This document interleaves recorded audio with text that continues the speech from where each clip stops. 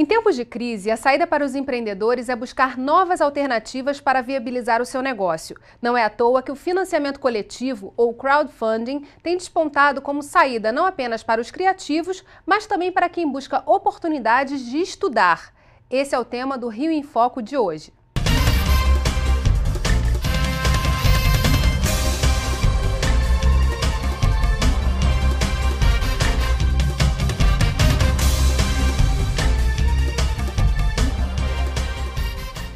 O Rio em Foco dessa semana recebe a analista de indústria criativa da Firjan, Cristina Cury, e o coordenador de comunicação da plataforma Catarse, Felipe Caruso.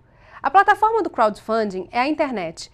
É na rede que milhões de pessoas se conectam com empresas ou cidadãos de qualquer parte do mundo e buscam aqueles dispostos a comprarem as suas ideias. Esse é o caso da banda Capitu e do estudante da PUC, Luiz Fernando Leal. Vamos ver a matéria. O crowdfunding tem sido uma grande saída para projetos musicais, como a produção de CDs e videoclipes. Em novembro do ano passado, a banda Capitu resolveu investir nesse tipo de financiamento pela plataforma Catarse para o lançamento do seu segundo CD. O interessante do financiamento coletivo é a possibilidade de fazer uma troca, né?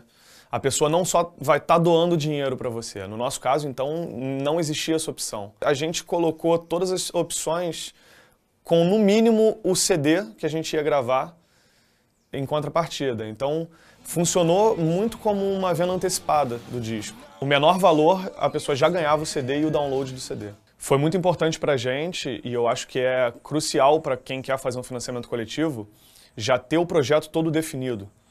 Em relação a tudo, em relação à data que você vai lançar seu projeto, em relação ao que você pode disponibilizar em troca para os seus colaboradores, e em relação à meta, se a meta é atingível, isso é muito importante. Não é só a indústria criativa que está buscando essa saída. A educação também tem usado a estratégia do financiamento coletivo, como é o caso do estudante de engenharia da PUC, Luiz Fernando, que tem o sonho de cursar engenharia aeroespacial na Flórida. Aos 13 anos de idade, Luiz queria ser piloto de avião.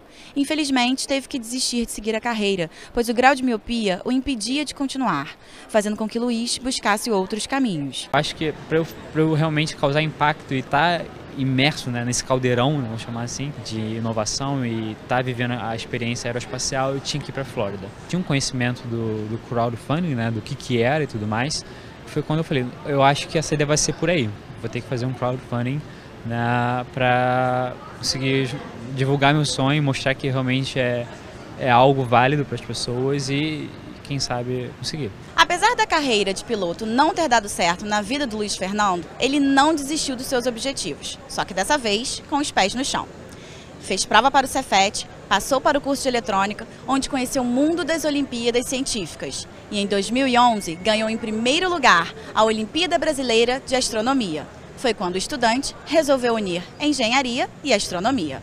Luiz já atingiu R$20 mil e agora está buscando pelas vias tradicionais o restante do dinheiro que ele precisa para se manter durante o período do curso. Se não fosse crowdfunding, meu sonho já teria morrido, eu já não teria nem chance não teria a possibilidade de sustentar o meu sonho, né, que é fazer engenharia aeroespacial lá fora. Como é que funciona o crowdfunding na prática? O financiamento coletivo, é que a gente chama de a tradução do português que a gente faz, você usa uma plataforma na internet para fazer uma angariação de fundos para poder financiar a sua ideia, o seu projeto.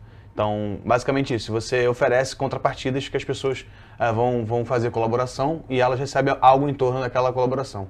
E assim, desde pequenos até grandes quantias, você consegue juntar o que você precisa para poder financiar a sua ideia, o seu projeto. E quanto se movimenta no Brasil hoje? Olha, no Brasil a gente ainda, os dados, a gente não consegue ter com precisão os dados totais. Algumas plataformas como o Catarse, eles fazem a própria contabilidade de projetos financiados.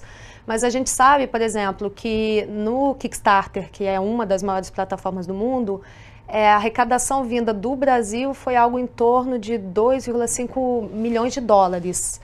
Né, de projetos que foram financiados na plataforma vindo do Brasil. Então a gente sabe que o Brasil é um mercado aí relevante na América Latina. E eu acho, complementando assim, eu acho importante também falar que existem vários tipos de crowdfunding, né, de financiamento coletivo. Tem o de doação, né, que a pessoa não recebe nada, tem o de recompensa, que o Felipe estava falando, tem alguns outros tipos que são mais comuns lá fora, que é de empréstimo e até de investimento coletivo. Só que no Brasil a gente ainda está, né, Felipe, muito focado na recompensa ainda, né? O Catarse trabalha com esse modelo de recompensa, que no Brasil a gente já funciona o modelo do equity, que é esse de você comprar ações, participação numa empresa, e doação também. A gente não tem empréstimo por questões de legislação ainda, mas a maior parte do mercado brasileiro funciona com recompensa, e o Catarse é a primeira e a maior plataforma nesse sentido. Então a gente, em 4 anos e meio de atuação, foram 32 milhões de reais que foram colaborados por 220 mil pessoas para financiar 1.800 projetos em todos os estados do Brasil. Qual o perfil desses projetos? No Catarse trabalha com projetos criativos, então são projetos que têm um início, meio e fim bem definidos. Projetos que têm uma entrega clara. Então, assim, no caso do Luiz, que apareceu para estudar, ele teria que pensar em alguma coisa além de apenas financiar o estudo dele. Isso no Catarse. Existem outras plataformas que o Luiz pode ter usado que aceitam esse tipo de projeto. O Catarse não, tem projetos criativos. A maioria desses projetos são de música, cinema, teatro, mas tem projetos de jornalismo, de ciência e tecnologia, projetos de comunidade. O importante é ele ser um projeto criativo e que tenha um resultado final. E assim, a gente vai financiando. O que é importante saber é que assim, 90% dos projetos no Catarse são até 30 mil reais. Então, 60% desses projetos são até 10 mil reais. São pequenos e médios projetos que não eram contemplados por nenhuma outra forma de financiamento e que o financiamento coletivo vai ocupando essa lacuna que era deixada pelos meios tradicionais. E isso, na verdade, dilui o risco de quem está investindo e permite a inovação, né? Sim, quando a gente pensa em projetos principalmente criativos e até trazendo um pouco para a questão econômica, em cenários de crise, a gente sabe que o risco é maior, porque um projeto criativo não necessariamente você consegue medir a sua demanda por aquele projeto e você também não tem garantias reais que permitam que você também consiga diluir esses riscos. Então, no caso principalmente dos projetos criativos, e aí vai desde design até música, esse financiamento tem sido bem importante mesmo. Isso, como o Catarse trabalha no sistema do tudo ou nada, então você determina uma meta e faz uma campanha entre 1 e 60 dias. Se você alcança essa meta, o dinheiro é liberado, ou se você ultrapassa, e você realiza o projeto. Se você não alcança, o dinheiro volta para os apoiadores e você não paga nada para tentar fazer o seu projeto. Então, com essa redução dos riscos, a gente cria um ambiente de inovação para que as pessoas possam justamente testar e tentar entender uma demanda por um produto ou para ver se aquela ideia dele dialoga com mais pessoas por aí na rede. A gente vai fazer um rápido intervalo e voltamos já. Rio em Foco aqui, política e economia caminham juntas.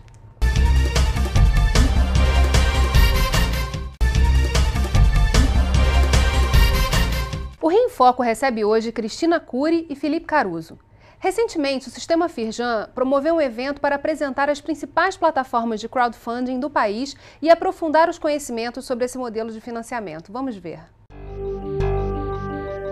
A Firjan está com o objetivo de trazer, de divulgar, de disseminar o crowdfunding aqui no Brasil, no estado do Rio, principalmente para as indústrias do estado do Rio, para ser uma alternativa ao financiamento de desenvolvimento de produtos. Justamente o crowdfunding é uma ótima alternativa aos financiamentos, às propostas que existem no mercado para gerar ganho de escala em produtos inovadores. O Civit existe há 4 anos. Há 4 anos que a gente está em operação no mercado fazendo funding. Basicamente, em 2009 a gente começou com essa ideia e botou o site em operação em 2011. O Civit começou com uma plataforma de cinema, foi abrindo um leque para cultura, e hoje em dia, além de cultura, a gente faz tecnologia, jornalismo. Nesses 4 anos de operação, a gente financiou mais de 140 projetos, com sucesso, rodando mais de 4 milhões e meio de reais pelo site. E aí a gente teve diversos cases, desde filmes ganhadores de prêmio de melhor filme documentário do Festival do Rio, como o Tim Lopes, o Hélio Sica, como grandes aplicativos de tecnologia, ou outros filmes de longa-metragem documentário. A campanha tem várias variáveis, basicamente um bom planejamento, você entender qual é a sua rede, quem vai investir em você, como você dialoga com o público, quem é o seu investidor, o seu cliente, e aí criar um projeto completo para que isso chegue no mercado, as pessoas se interessem, seja atrativo. E aí desde a preparação do vídeo, das contrapartidas, do texto, do planejamento de comunicação, como isso se coloca no mercado. Uma dúvida que me surge, assim, qual é o perfil de quem investe nesses projetos? Você já tem um retrato desses investidores? A gente chegou a fazer uma pesquisa, chama Pesquisa do Retrato do Financiamento Coletivo, ela está disponível online, que a gente tentou justamente mapear e entender por que as pessoas apoiavam, o que elas acreditavam, e a gente descobriu que o principal é a identificação com aquele projeto. Então, a gente mapeou 3 círculos de influência de um projeto. Então, você tem desde o primeiro círculo, que são as pessoas mais próximas de você, o segundo, que seriam os amigos de seus amigos, que são mobilizados por esse segundo círculo, e um terceiro círculo, que é o interesse público. Então, se a sua ideia ela chega até a interessar quanto mais pessoas possível, ela vai chegar até esse número de pessoas. Então, a gente fala que a dinâmica do financiamento coletivo ela não é nova, ela existe desde sempre. O que muda com as plataformas é que essa aproximação não precisa ser mais geográfica, não são as pessoas que estão perto. Pode ser de qualquer pessoa que acredita naquela ideia em qualquer lugar do mundo contribuir com ela. E como isso é divulgável? Porque as redes sociais são o espaço para difusão, por exemplo, de um projeto que esteja na plataforma? Ou tem outros mecanismos mesmo dentro da plataforma, tipo mandar e-mail para todo mundo, não sei. Uma coisa que é muito importante é a questão da rede.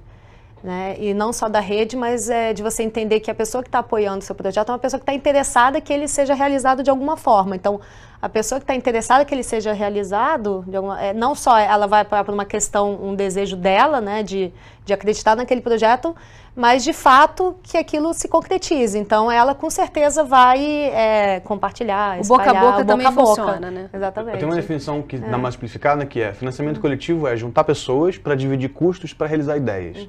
Então, quem são essas pessoas? Você faz um perfil das pessoas, onde é que essas pessoas estão? Como é que eu vou chegar até elas? E como é que eu vou convencê-las, contar a minha ideia e fazer parte desse projeto? Então, é esse processo. Às vezes você percebe que a sua rede ela é muito offline, ela não está tanto na rede. Então, você precisa fazer algum evento para se aproximar dessas pessoas e falar que você está fazendo uma captação. Como é uma plataforma online, essas pessoas vão precisar, em algum momento, se conectar ou você fazer por elas. Então, a partir desse trabalho seu de mapeamento, entendimento de quem são as pessoas que se interessam pela sua ideia, é que você vai definir as suas estratégias. Então, e-mail é uma delas, redes sociais é outra, eventos offline é outra. Vai tudo depender de quem são as pessoas que você está querendo atingir naquele momento. Eu acho isso, o Felipe falou uma coisa que eu acho muito importante, que é as pessoas que conhecem financiamento coletivo, já ouviram falar, às vezes não têm ideia de como existe todo um ferramental por trás para fazer uma campanha. Isso foi um pouco do que a gente quis trazer nesse evento, de mostrar que assim, olha, existe, mas não só existe, como tem toda uma preparação, todo um planejamento que precisa ser feito para você conseguir realizar aquele seu projeto. Então, o caso do Cláudio foi até interessante, porque ele não foi bem sucedido na campanha dele, mas aí ele falou, não, eu não fui bem sucedido porque eu não fiz o dever de casa, porque tem ali um passo a passo que precisa ser feito para poder realizar, enfim. E daí a importância de divulgar esses processos, né? O financiamento coletivo ele é uma forma mais fácil, menos burocrática de você levantar dinheiro, mas tão trabalhosa quanto qualquer outra. Não existe dinheiro fácil na internet, existe um trabalho grande a ser feito. E até tem uma estatística que a gente fala que o Catarse tem uma taxa de sucesso, os projetos que alcançam a meta de financiamento de 53%. Mas se você olhar o dinheiro que roda na plataforma, os 32 milhões, 9 entre cada 10 reais foi para um projeto financiado. Ou seja, se você estuda, se você se planeja, se você pensa como fazer a sua campanha, a sua chance de sucesso aumenta muito. Isso demonstra a importância de um bom planejamento para fazer uma campanha. Estudar os cases, né, de sucesso. Esse é o trabalho básico. Vai atrás de projetos parecidos com os seus, olha nas outras plataformas, vê que recompensas ofereceram, como é que ele descreveu, qual foi o vídeo. Esse é um estudo inicial que é preciso ser feito. Agora, o perfil das plataformas no Brasil ainda está muito ligado a essa questão das indústrias criativas, a alguma coisa na área de educação. Mas já tem alguma iniciativa também ligada à política pública, como as pessoas poderem financiar projetos de melhoria urbana, alguma coisa como acontece em Nova York, por exemplo? Sim, no próprio Catarse você pode pensar em projetos de intervenção pública. Então, desde um projeto que chama Passanela, foi feita pela Natália Garcia, que ela queria reformar uma passarela em São Paulo para torná-la mais agradável para que as pessoas atravessassem a passarela, até um projeto chamado 1000 Orquídeas Marginais, que a ideia era plantar 1000 orquídeas nas marginais do Rio Tietê e Rio Pinheiros, que eram orquídeas nativas, até mesmo de instalar uma mesa de ping-pong no Largo da Batata. Então, assim, são projetos criativos, eles têm um impacto ali que a gente chama de comunidade. São projetos que envolvem a comunidade daquele setor. E como eles são projetos criativos, eles já existem e funcionam no Catarse também. São Paulo, você tinha me falado do offline, que é o principal, né, da plataforma. São Paulo Catarse. é a principal cidade, o principal estado do Catarse, e o Rio é o segundo. É a segunda maior cidade com o número de projetos. A gente se aproxima de 500 projetos aqui no Rio já. É uma cidade muito importante, principalmente nessas áreas de cinema, música e teatro também. E o Rio de Janeiro, como é que está nessa área de políticas públicas? Tem muitos projetos que foram financiados aqui do Rio que atuam nessa área. Tem desde a Cúpula dos Povos, que foi uma cúpula paralela à Rio Mais 20, que foi financiada, foi no aterro do Flamengo, que a ideia era discutir a questão da sustentabilidade. Foi um projeto que teve o maior número de apoiadores na época no Catarse. Até mesmo projetos como o do Grafiteiro Mundano, que fez um mutirão de reforma das carroças dos catadores de material reciclável na cidade. E mais recentemente, na plataforma Benfeitoria, teve o Festival Amanhecer, que foi um festival feito pela juventude e alguns grupos contra a redução da maioridade penal, foi feito aqui na Praça 15. A ideia era justamente discutir e se posicionar em relação a isso. Então, tem projetos sim, e o Rio é uma cidade importante nesse sentido. É importante a gente dar mais visibilidade até a essas iniciativas, né? E mostrar que é possível participar de fato da mudança das políticas, enfim, de como mostrar como as pessoas estão pensando e agindo a partir dessas plataformas. Da mesma forma que a gente pensa em produtos, né, em entregas criativas, a gente pensa também que as pessoas têm essas necessidades de verem outras coisas sendo cumpridas e acontecendo, e no caso específico da cidade, do espaço urbano, e aí pode desde política pública até mobiliário urbano. Enfim, e aí no que depende do financiamento coletivo, essas plataformas são uma boa saída. Bem, a gente vai fazer um rápido intervalo e voltamos já. Rio em Foco aqui, política e economia caminham juntas.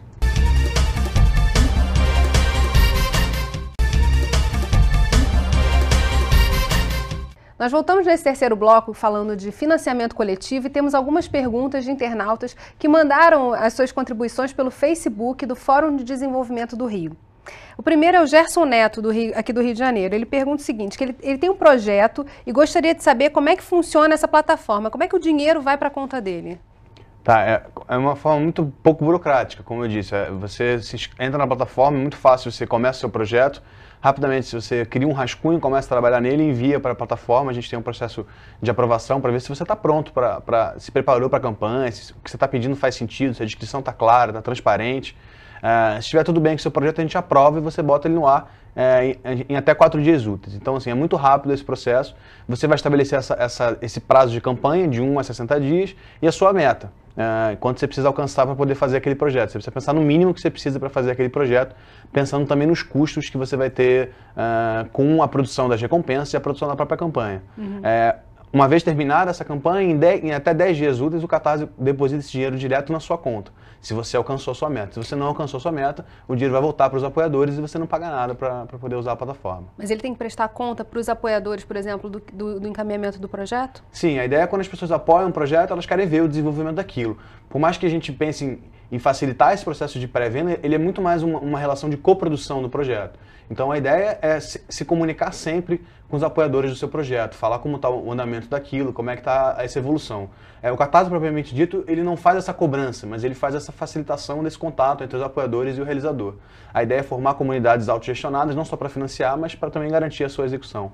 A gente tem uma segunda pergunta do Pedro Magalhães, aqui também do Rio de Janeiro.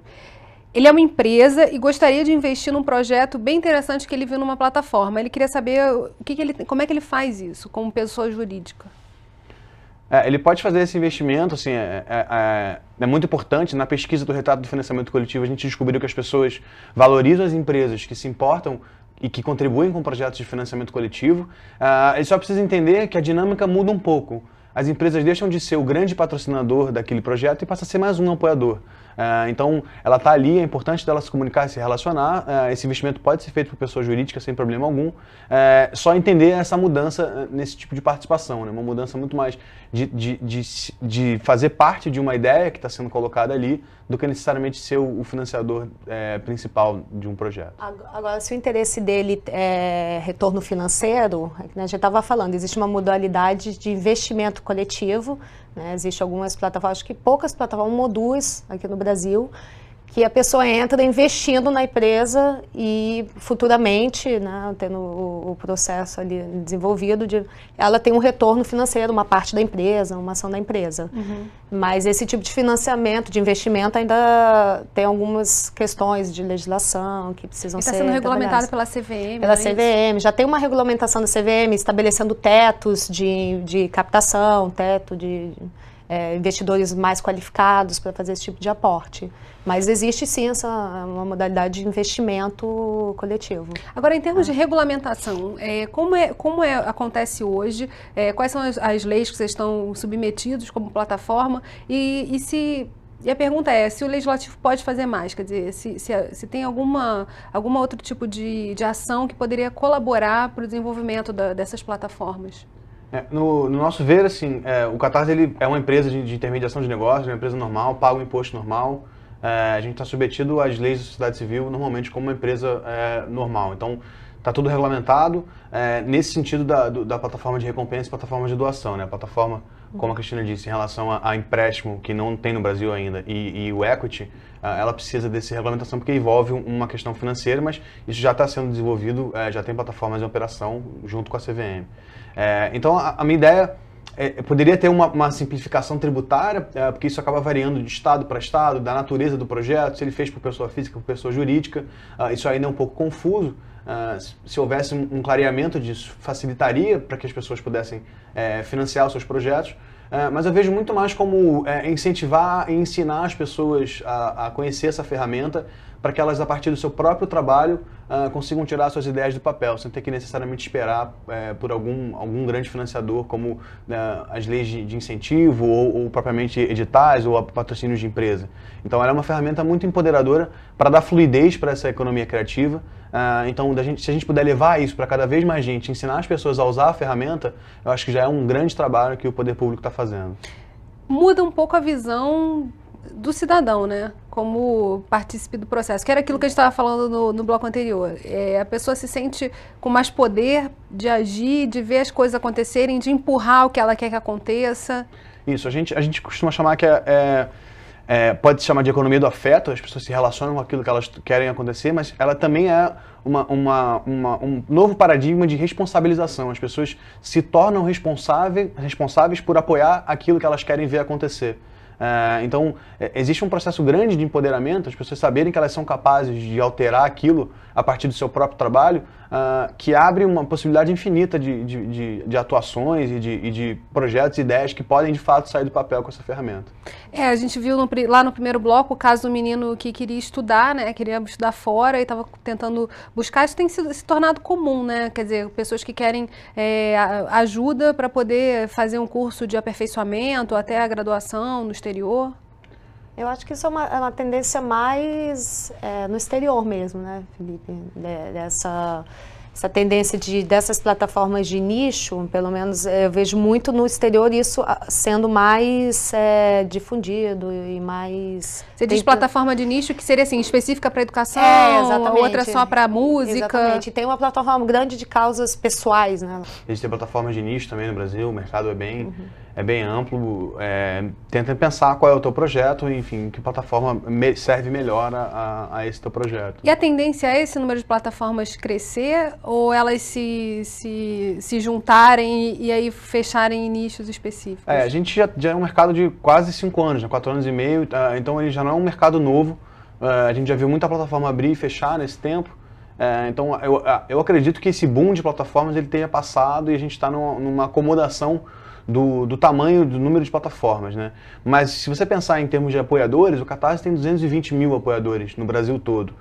É bastante gente, a gente fica muito feliz com esse número, mas ainda há muito a conquistar, assim, ainda há muitas pessoas a conhecerem o financiamento coletivo, entenderem essa ferramenta como uma forma de tirar suas ideias do papel. Então, é um trabalho de longo prazo, de construção de cultura, de uma construção de cultura de colaboração, e a gente tem percebido aqui, nesses 200 mil, mais de 200 mil pessoas, que é possível, que as pessoas se relacionam e fazem as coisas acontecer, e que geram coisas e resultados muito bonitos. A gente tem quase mais de 2 mil projetos, quase 2 mil projetos financiados no Brasil todo. Isso é um impacto muito importante para essa Inclusive, economia Felipe, criativa. tem pessoas que apoiam não só um projeto, não é? Tem pessoas que entram, apoiam um projeto e depois elas começam a ficar interessadas em outros projetos da plataforma. Então elas entram e já começam a caçar outros possíveis projetos que elas podem apoiar. E aí você vai criando essa cultura de confiança, porque é uma cultura de confiança. Isso. Então quanto mais tiver estabelecida a plataforma, tiver projetos rodando, projetos bem-sucedidos, a tendência é só crescer mais. A gente fala que a gente não é só um software, né? A gente é um software, mas a gente é uma comunidade.